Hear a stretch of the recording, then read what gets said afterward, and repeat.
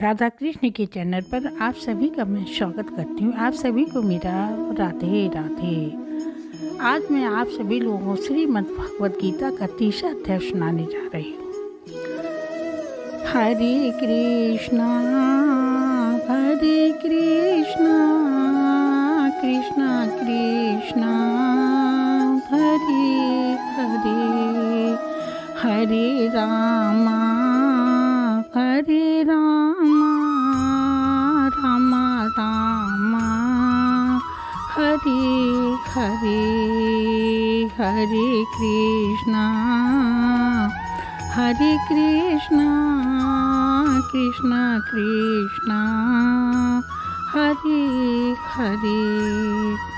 अर्जुन ने पूछा, हे जनार्दन, यदि आपकी तरफ से कर्म और कर्म से बुद्धि श्रेष्ठ है तो हे केशव, मुझे इस घोर कर्म में क्यों लगाते हो? मिले हुए वचनों से आप मेरी बुद्धि को भ्रम में डाल रहे हैं। निश्चय करके मुझे बताइए जिसमें मैं कल्याण को प्राप्त हूँ। श्री कृष्ण बोले, हे निष्पाप अर्जुन, मैं पहले समझा चुका हूँ कि इस लोक में दो प्रकार की निष्ठा कही है। एक तो साख्य वालों का ज्ञान योग और दूसरा योगियों का कर्मयोग। कर्मों का प्रारंभ न करने से ही कोई भी निष्कर्म नहीं कहलाता और कर्मों का त्याग करके संन्यास करने से ही किसी को सिद्धि नहीं मिल जाती। मनुष्य क्षण भर भी कर्म किए बिना नहीं रह सकता। प्रकृति के गुण ही सब मनुष्यों को कुछ न कुछ कर्म करने में लगाते रहते हैं। जो अज्ञानी कर्म इंद्रियों को रोककर आता चिंतन करने के बहाने विषयों की चिंता करता है, वह पाखंडी मिथ्याचारी कहलाता है। हे अर्जुन, जो इंद्रियों को मन में दमन कर और विषयों में प्रवृत्त न होने देकर उनसे कार्य लेता है, वह कर्मयोग का अभ्यासी कहलाता है और श्रेष्ठ कहलाता है।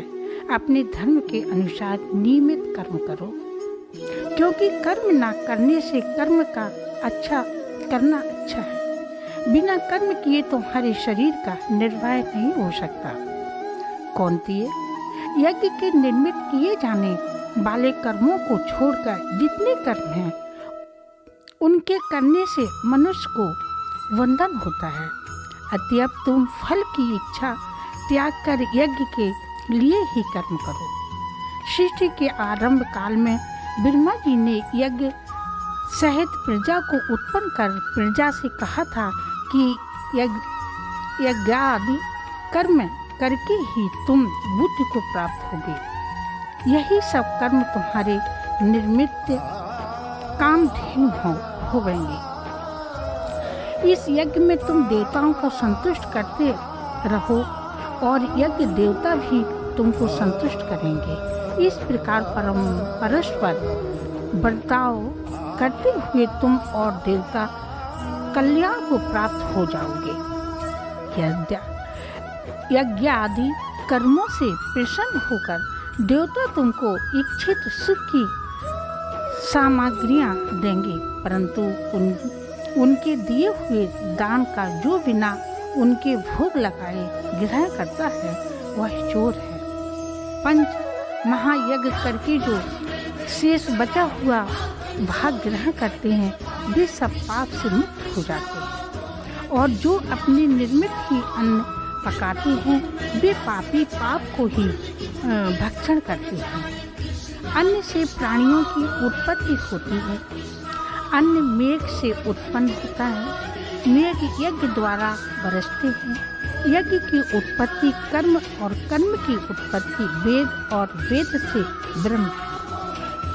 वह सब यज्ञों में प्रस्तुत है। हे पार्थ, इसी प्रकार चलाए हुए कर्म चक्र के अनुसार जो नहीं चलता वह पापमय है और उसका जीवन व्यर्थ है। जो पुरुष आत्मा में रह सकता है आत्मा में रच सकता है और आत्मानंद अनुभव से तृप्त रहता है तथा आत्मा में ही संतुष्ट है, उसे कुछ भी कार्य शेष नहीं। वह कोई कर्म करे या ना करे, उसको कोई प्रयोजन अथवा लोभ नहीं है और किसी प्राणी से अपना लाभ करा लेने की भी उसे कोई आवश्यकता नहीं है। इसलिए तुम भी फल की प्राप्ति की इच्छा त्याग कर कर्तव्य पालन करते रहो, क्योंकि फल की इच्छा त्याग कर कर्म करने वाला पुरुष मोक्ष को प्राप्त होता है। राजा जनक आदि ने भी कर्म सिद्धि पाई है। इसी प्रकार तथा लोक संग्रह को देखते हुए भी तुमको कर्म करना उचित है। श्रेष्ठ पुरुष जिस कर्म का आचरण करता है, दूसरे मनुष्य उसी के अनुसार चलते हैं और वह जिसको प्रमाणित मानता है उसी को लोग भी उत्तम जानते हैं।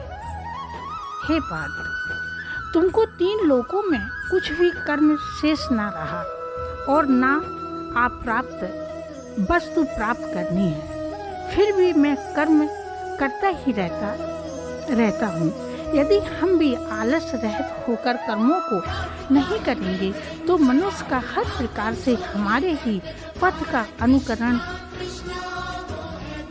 करेंगे।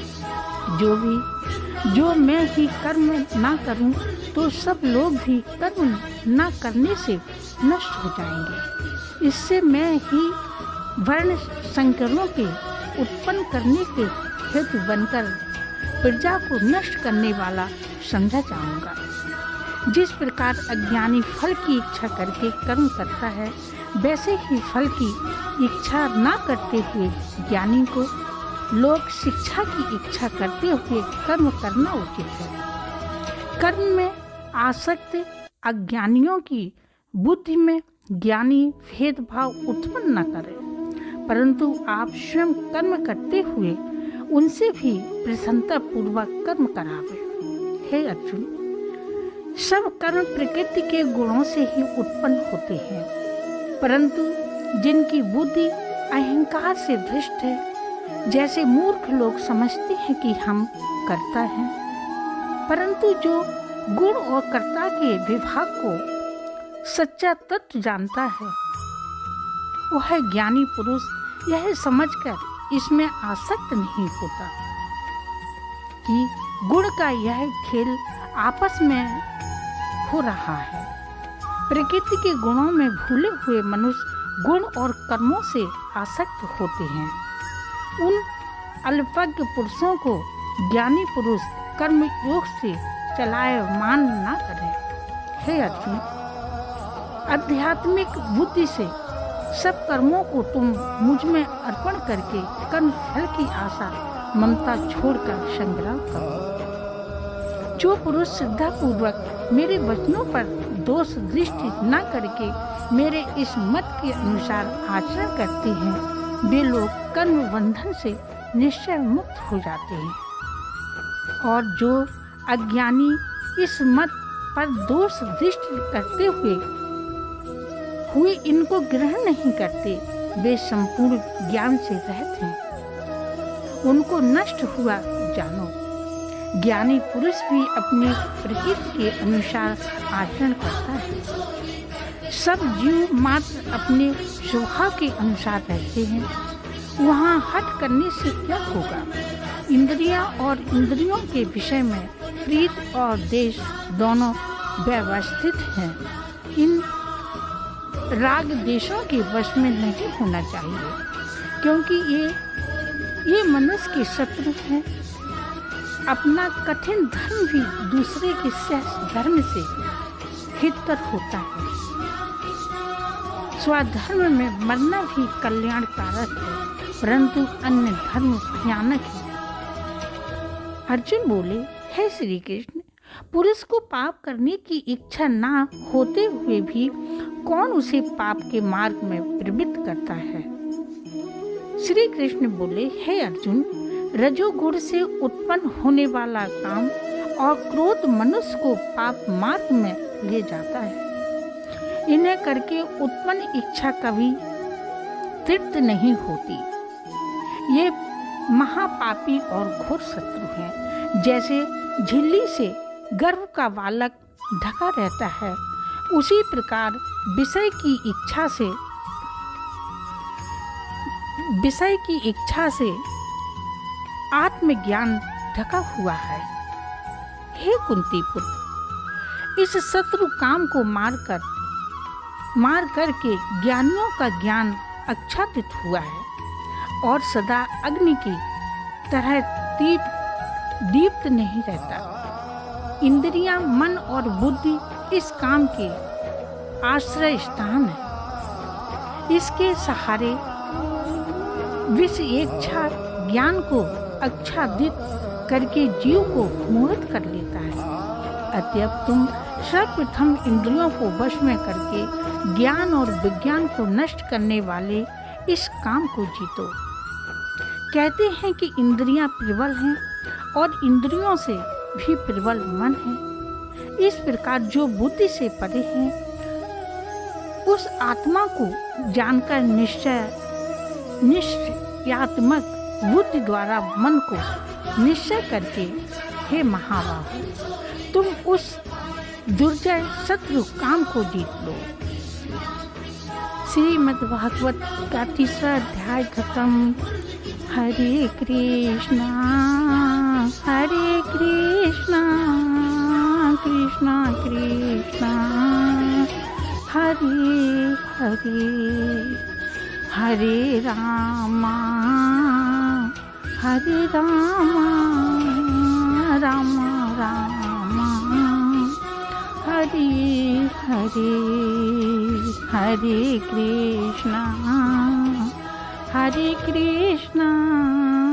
कृष्णा कृष्णा हरे हरे, हरे राम राम राम हरे हरे।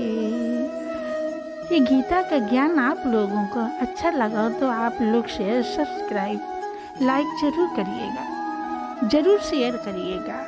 राधा कृष्ण की जय।